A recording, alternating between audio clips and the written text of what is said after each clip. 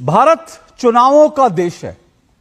आपको ये बात शायद थोड़ी अजीब लगे, क्योंकि हमने तो यही पढ़ा है, बचपन से यही पढ़ा है कि भारत जो है वो कृषि प्रधान देश है।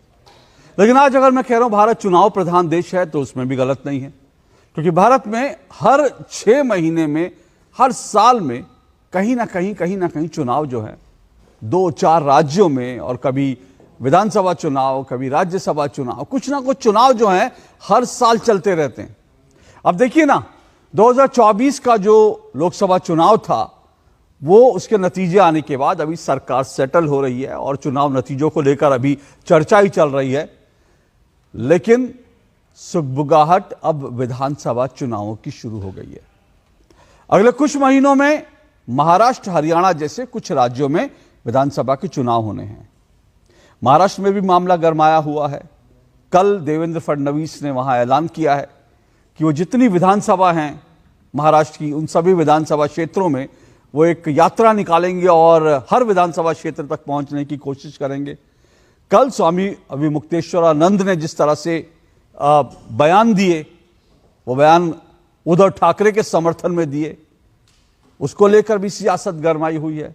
लोग ये पूछ रहे हैं कि भाई ये सियासत जो है, आप तो धर्माचार्य हैं, धर्माचार्य होकर इस तरह की सियासत क्यों कर रहे हैं? इस तरह के सवाल भी पूछे जा रहे हैं। लेकिन हम बात आज हरियाणा की करेंगे। हरियाणा इसलिए क्योंकि हरियाणा एक इंपॉर्टेंट स्टेट है। हरियाणा में पिछले 10 साल से बीजेपी की सरकार है और बीजेपी वहां 10 साल से शासन में है।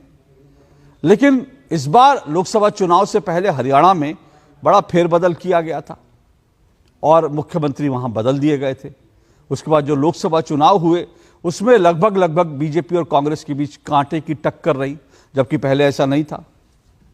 बीजेपी ने मनोहर लाल खट्टर जो मुख्यमंत्री थे, उनको केंद्र में अब मंत्री बना दिया है और बीजेपी ने एक नया प्रयोग करते हुए नायब सैनी को हरियाणा का मुख्यमंत्री बनाया है।